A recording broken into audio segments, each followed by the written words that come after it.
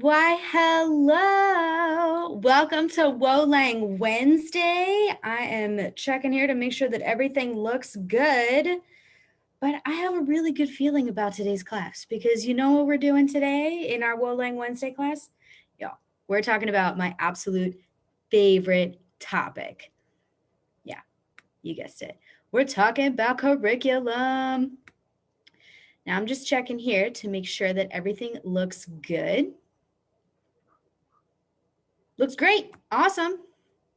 Okay, now I'm going to be managing comments from my phone so that I can actually see them well. So let me know that you're here, how you're doing. Drop in there what you taught today. And also let me know that you can hear everything. That's always good. That's important to know. But we're going to get started today with our quick Wolang Wednesday class to talk about everything curriculum based to make sure that you are designing something that works well for you. And what I mean by works well for you is that curriculum design is really the best kept secret to saving you time and stress in the classroom while still getting your students to where you want them to be. Now, doesn't that sound like a win-win for everybody? Yeah, it's awesome. So here's how this rolls. Here's how this works. The beauty of curriculum design is that when it's done properly, it can be a huge time suck, but when it's done properly, curriculum design is the framework that allows you to get to where you want to go in your classroom. It also is something that allows you to get there faster because with a little bit of organization, everything goes better, right? Am I right? My teachers out there know how powerful that is. So we're going to get into today some suggestions that I have for you when it comes to world language curriculum design and some examples of ways that some places where you can get stuck and how to get out of it. So let's get started. The first thing that you need to know about curriculum design is that curriculum is really your framework, right? It's your roadmap to make sure that you are, okay, good. I can actually see everybody. Let me turn off the sound. Hi, guys. Sorry, let me turn off the sound. I'm so glad that you're here. So it is your guide to make sure that you're getting where you need to go and you're getting there on time and that your students are also along for the ride. That's important, right? What I think is the most important thing to remember about curriculum too is that this is where a lot of people get stuck. Curriculum is not a pacing guide. A lot of people often think that curriculum is an outline of the things that you need to achieve by the time that the year is over. And that's not really what it's for. That's kind of like using your oven to store sweaters. You're really misusing the power of a really good curriculum. A really good curriculum, when it's done well, is like putting a lasagna in the oven. It's so powerful and it's just a tool. So it depends on how you use it, right? So good curriculum design will allow your students to experience class in an entirely different way because they'll see just from the design of your lessons every day, because curriculum dictates what you do in your classroom every day, what you're really all about. What do I mean by that? Your curriculum demonstrates what's important to you and what the worldview is in your classroom. That's why it's so important to take this seriously. When you start your curriculum design in mind with respecting the lived experiences of everybody in the room, as well as making sure that all perspectives are highlighted in your room, you gain so much trust from your students that you don't really have to work for. Everything else that we do in the classroom, we really have to work for, right? But when you infuse perspectives every kind of perspective, and I mean diversity of all kinds, into what you're doing in your curriculum, it pays off tenfold in the amount of energy that you're saving every day trying to get your students to buy into what's going on. They're already there. I've experienced this myself. When you have a curriculum that is what I like to call the dull and disconnected curriculum, this is a problem that we often see. And this is where a lot of people get stuck. It's a curriculum where you're kind of just trying to get all of your ducks in a row, or in many cases, you're kind of just trying to like check things off. Like, okay, I got to get this done. Okay, I got to get this done. Okay, I got to get this done. It's very dull and disconnected in that there's not really anything that your students can connect with. And what ends up happening with a curriculum like that, and like we all know why that happens, right? Because we are so focused as teachers on making sure that our students are acquiring language. So we put all of this emphasis on what's in the language, like what kind of language content, linguistic content is in the curriculum. But the mistake that teachers make with that is you don't have to set aside time for culture if you teach with proficiency. When you teach with proficiency, culture is the gateway to language. So when you are highlighting diverse experiences in your room and you're using language to help unpack those experiences and talk about them, and it can be, I mean, I taught level 1 and level 2. I'm not talking about like AP stuff. This is level 1 and level 2, things that I'm very much an expert in when it comes to curriculum creation. And the same is true for level 3, 4, and 5, but especially at level 1, I have to remind teachers of this. When you are focusing on the perspectives of real language speakers and you are teaching through that lens, hi y'all, thanks for coming in and joining us. When you're teaching through that lens, you instantly are grabbing your students' attention, and then you don't have to work hard to figure out, like, this is something that teachers often do. They sit at their desks and they think about, okay, I have to teach this concept. How can I make it interesting? But isn't that such a backwards way to teach? What if we did it the other way? I realized this about 3 or 4 years into teaching.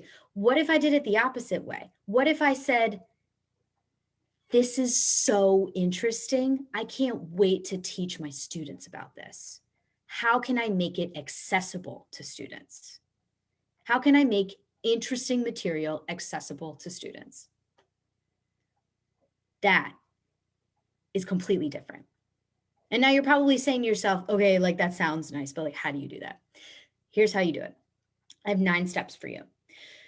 When it comes to curriculum creation, you have to start with the end in mind, but that really means that you need to make sure that you are working with realistic goals. So the first step of curriculum creation is, or even if you're working with curriculum management, is figuring out how much time do you have with students? How many contact hours? This is a really important step. Really important. Do not skip this step, because, and this is where a lot of teachers fall into this, a pitfall. If you are not sure of how many contact hours you have with students, and what I mean by that is how much time do you have in front of them? Do you have 45-minute class periods twice a week?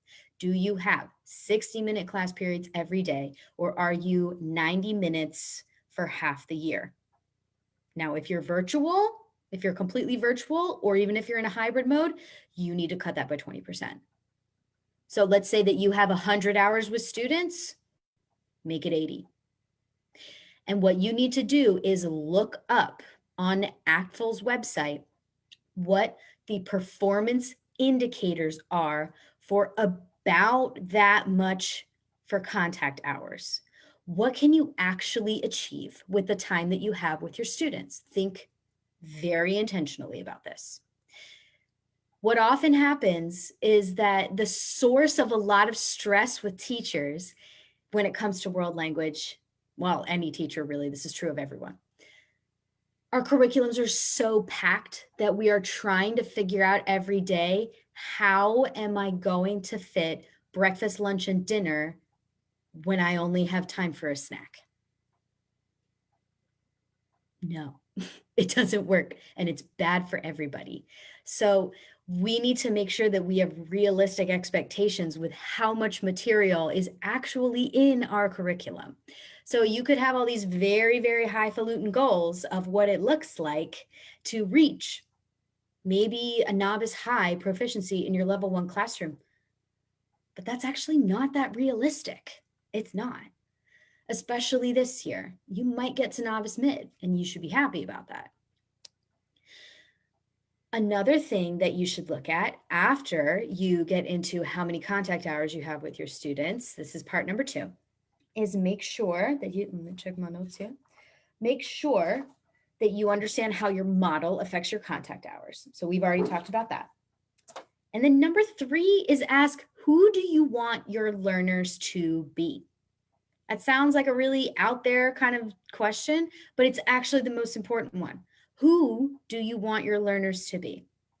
I hear Spanish teachers, French teachers, all types of language teachers talking all the time about the reason that they got into language teaching is because they wanted their students to experience language the way that they did, something that inspires them to travel the world, meet new people, and understand other cultures and be part of a more diverse perspective of what it means to be a global citizen. That's great. How can you boil that down into actual tangible goals? That's where the question, who do you want your students to be at the end of your course? I'll give you an example. Who I wanted my students to be at the end of my course for French 1 is the course I most recently taught last year. I wanted them to be empathetic, global citizens who functioned well in a digital environment, whether that be in a university setting or in a workforce setting. Those are my 3 priorities. Empathetic, global citizen who functioned well in a digital environment, meaning that they were really skilled with working with digital resources and all the tech and all that good stuff, because that's really where the world is going. And I can tell you that as a recent college graduate myself, I graduated in 2015. Universities don't use paper, so I wanted my students to be ready for that and for the workforce as well. And I also wanted them to have perspective, so they're empathetic as well as being global citizens. That cuts out and makes very clear for me exactly what resources I need to be using, as well as what resources are not going to work well and what types of units or lessons are not going to be good for my classroom. It also makes it a lot easier when you get to the next step of deciding what topics you actually want to teach about or what direction you want to go in, because topic-based teaching or unit-based teaching is not the only way to go. So when you have that clear focus in mind, who do you want your students to be? Your answer might be different. My answer has been different in the past. There was a time when I wanted my students to be empathetic global citizens with exceptional organizational and study skills, which meant that part of my school unit, we learned about organization and study skills because I thought that that would help them with everything about their school experience. So that was part of my curriculum. That's going to help shape where your curriculum goes. And it's going to make a lot of the decisions much faster. When you have a clear direction, all of the decision making that happens in curriculum is a lot faster. Curriculum does not need to be something that takes weeks and weeks and weeks for you to make. You can make a curriculum in a day if you're very clear cut about the decisions that you're making. The next step, we're on step number 4 here, is brain dump any kind of topic ideas that you have. What are you looking to teach about? What's interesting to you? But more importantly, what's interesting to your students? What do they talk about all the time? What platform are they on? What always comes up in conversation? What have they asked you to learn about? If you are in the situation where you're already working with a curriculum and you're maybe adding to it or getting it to be maybe up to shape a little bit more, then you can, of course, add all of the student interest here. Maybe you're working with something that's pretty rigid. I've done that before. I worked for about 2 or 3 years. The third year, I had a very large part in the design in it. But for 2 to 3 years, I worked with a district curriculum that was made for us, and we couldn't choose the topics, right?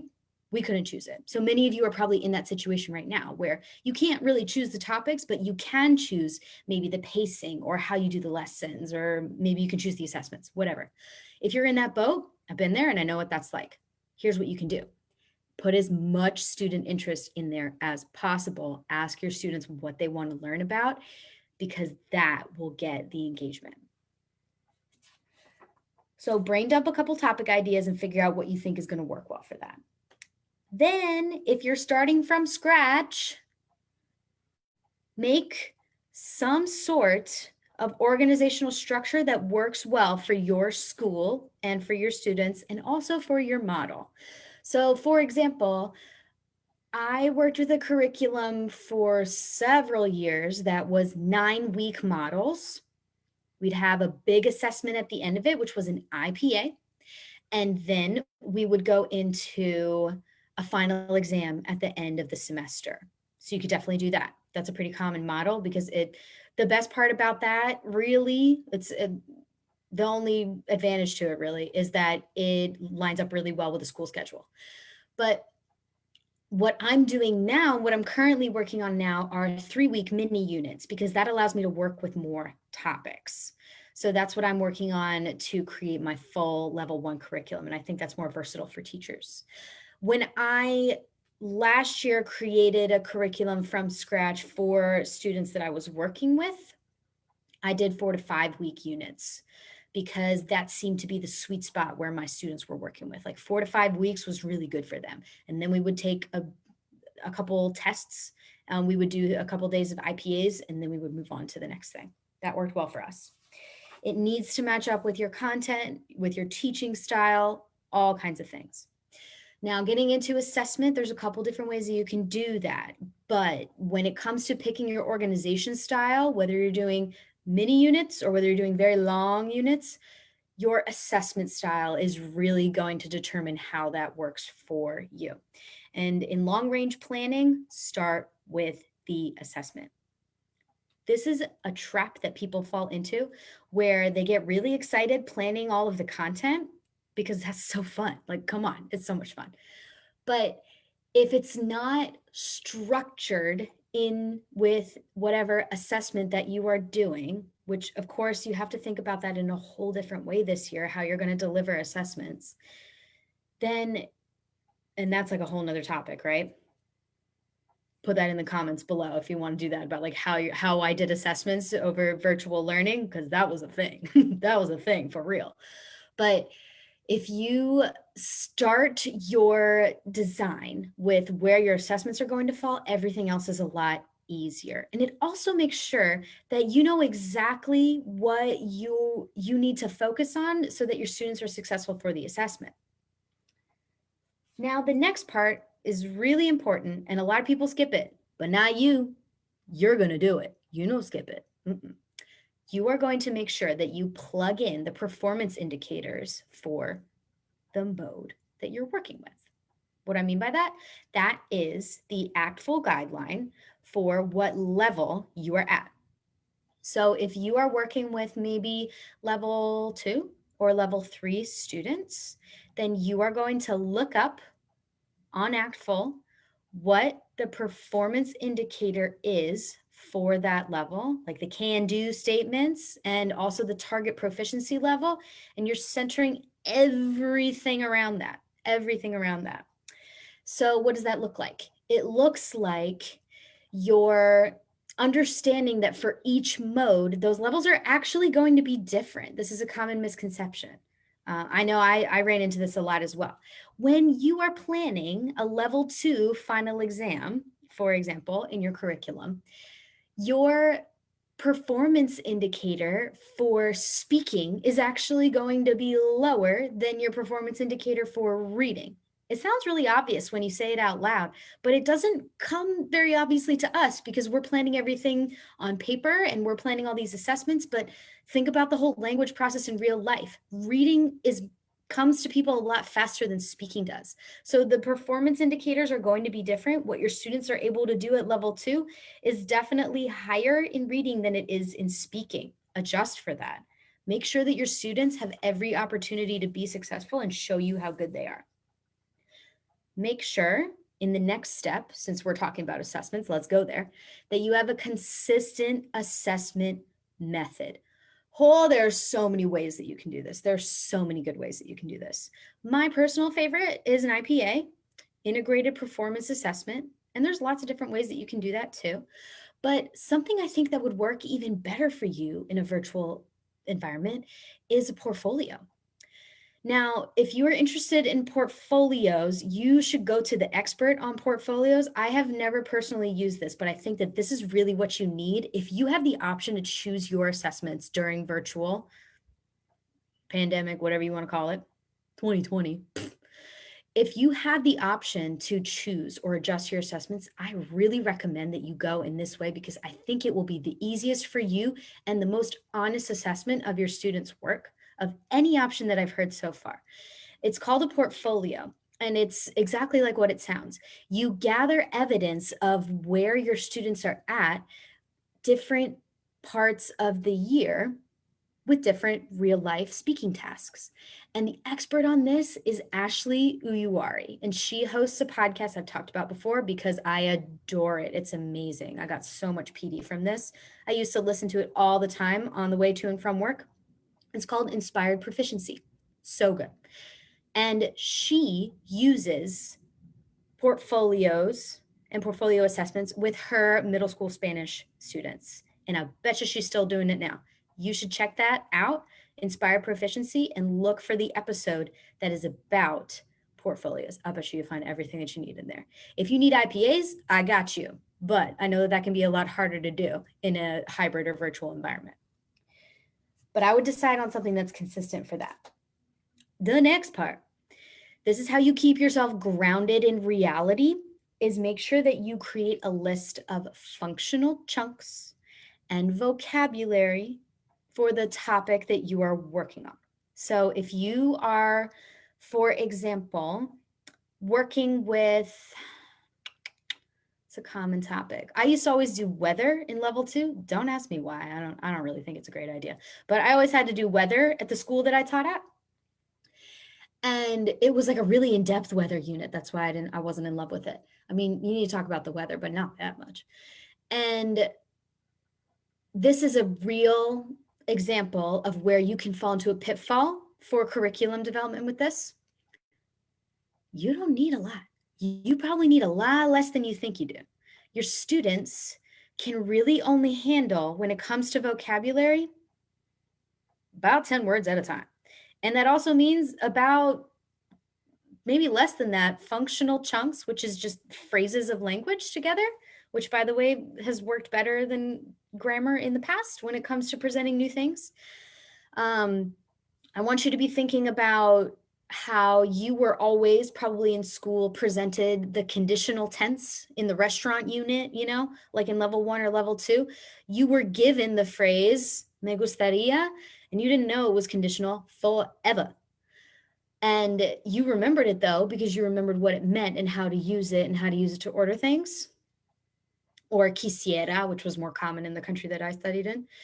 And that's a really good way that you can present any kind of grammatical structure to your students as well. And you can always go into detail about it later. That's a little bit of a side note, but just so that you know, that's a really great way to incorporate high level structures into your selections for what you're doing for vocabulary. Like, we're all about shelter, intense vocabulary, not grammar. Okay, so don't be afraid of showing your level 1, level 2 students like higher level stuff, in quotes, especially past tense. They want to use past tense. Don't be afraid of that.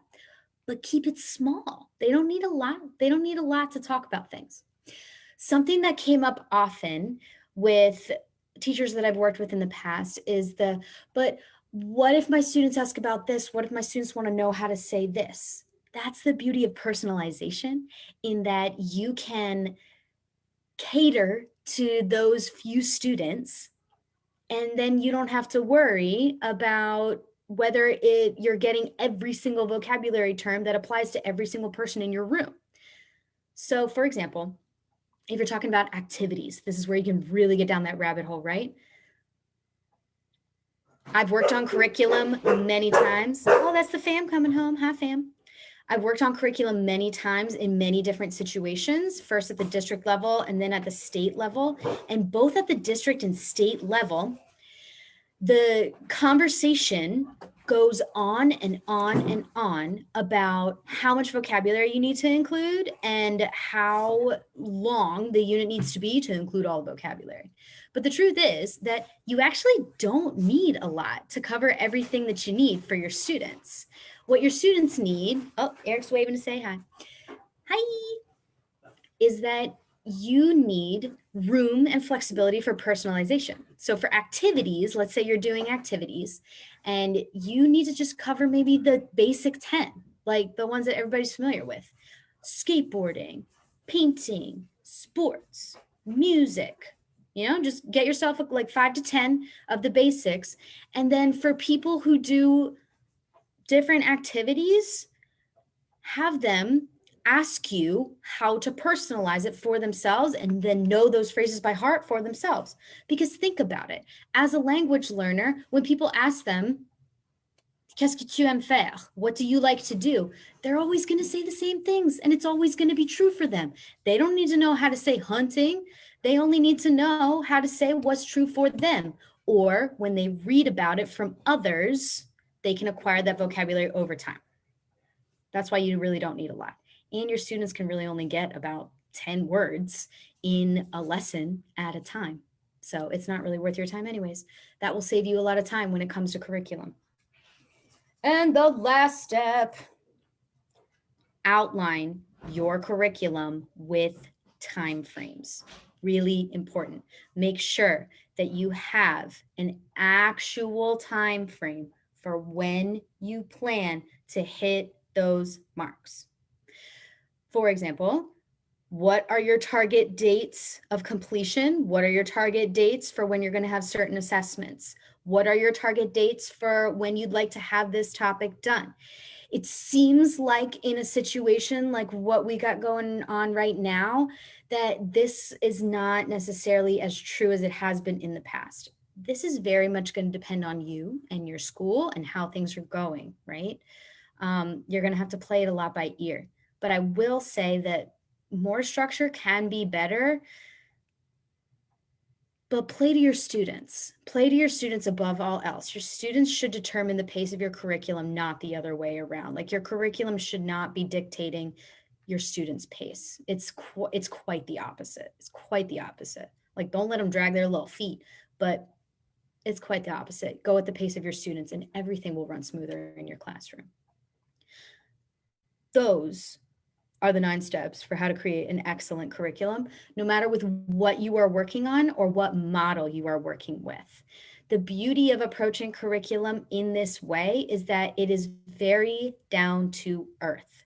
I had very high expectations and goals for my students, but when you're able to write them down on paper and see how they align with what time frame you have, the time is really a key aspect for creating your curriculum.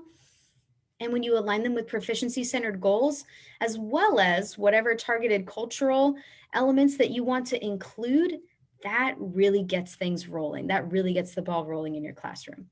The other great part about this too is that if you are able to choose the topics in your classroom, choose topics that help to decolonize the narratives in your curriculum. Try your best. Look for the quick wins. Look for the quick wins as to where you can include people as much as possible, perspectives as much as possible, because this is not only going to do the good that we need to do, but I promise you, it makes your life as a teacher a lot easier, especially in a time like this, because it shows students that you really are walking the walk. And that goes a long way in terms of relationships. And good relationships means that you have a lot less work on your plate when it comes to all of the other things. I will also say that having a really great curriculum saves you a ton of time on grading. It saves you a ton of time on lesson planning. Lesson planning is really where it will save you the most time, because then you don't have to sit down every day and wonder, how am I going to achieve this laundry list of objectives? It's more along the lines of your curriculum will do the work for you. It'll do the work for you. Doesn't that sound a lot better? If you would like to know more about how this works in my classrooms and how I have created my curriculums, then I have something really awesome for you to help serve you in your curriculum creation journey. I'm offering this to you because this is something that I get asked about at least once a week. And I know that this is going to serve you really well. And it's also a good time to work on your curriculum. Like November, December is a great time to work on your curriculum because you know exactly what pace you're moving at in your classroom. I would never in a million years say that things are easier for you right now, but you know what pace things are moving. So doing the work now with your curriculum is a perfect time to make sure that you are starting to finally jump off the hamster wheel of daily creation and getting towards a time where you can actually start to work ahead. That's the value of working on your curriculum and doing it right now. It's not a good time to work on your curriculum like right at the end of a semester when you have so much going on, or right at the beginning of a semester. That's not the best time to do it. It's either the summer or towards the middle end of the year. So this is a good time to work on it if you are in that position. I have something really great for you if you need more help with this. This is especially helpful if you are a department of one, been there, got you, and you are able to have a lot of flexibility with your curriculum and you need some support in how to create it. Listen, you are not a master curriculum creator, okay? You are an accidental curriculum creator. That was not really part of your training in school. I know it certainly wasn't for me. I started out with a 20-year-old textbook that I couldn't use and barely anything to help me out. So I'm hoping that this will help you out. I have a workshop posted for you to walk you through every single step that we have done here today, but with handouts and examples, a full workshop where we look at exactly how you can make this happen with a real curriculum. And then we also look at another sample curriculum, and I walk you through all of the stages of working with anti-bias resources, decolonizing your curriculum, unit design, assessment design, all the pieces. And you can do it all in less than 4 hours. Make a curriculum happen for you. So if you are interested in this, all you need to do is go to www.lalibrelanguagelearning.com/workshop. And I have something even more incredible for you as a thank you for watching this class all the way through to the end. Yeah. I have a special discount code for you, but it's only good for 24 hours. So you got to make sure that you type it in real fast. For 24 hours, you can get $10 off of this workshop if you type in the code, got it right here, Woe Lang Wednesday, but it's 24 hours only. It looks like this. Woe Lang Wednesday. Meep, moop, meep, moop. So use this code, Woe Lang Wednesday. I will type it in the comments below as well as the link for you to get this workshop. You can get everything done that you need to with the class here, but if you want to get it done in less than 4 hours and with plenty of examples and with somebody to help walk you through, the workshop is definitely for you, especially if you know that you're starting things from scratch. And also, I got something also awesome for you. If you are a French teacher, last week we celebrated our Spanish teachers with a deal on our Thanksgiving resources for Spanish teachers. But this week we're spoiling our French teachers. The bestseller that I have right now for French teachers is a resource on daily routines in the Francophone world and how to get ready in French. And it's a completely digital resource and it is on sale for 50% off for the next 24 hours. If you go to same place, lalibrelanguagelelearning.com/merci. As a thank you for watching this class, you can get that resource for $2.25. Total steal. Go grab it. It's awesome. And I hope that that really helps everything about your classroom experience go better. Make sure that you join my email list too, because I sent out a bunch of freebies to them today. If you're here from that email list, you rock. You're amazing. But thank you so much for being here as part of our Wolang Wednesday series. Let me know what you would like to see next week. Or, well, I have next week already lined up, but next month, I'm looking for suggestions on what other types of classes that you would like to see. But thank you so much for being here. And for my replay friends, I'm glad to see you too. Thanks for hanging out with me. And I will see you next week for another live class. Catch you next time. Bye. And this is my graceful exit, right? Yeah, I got this. Killing it.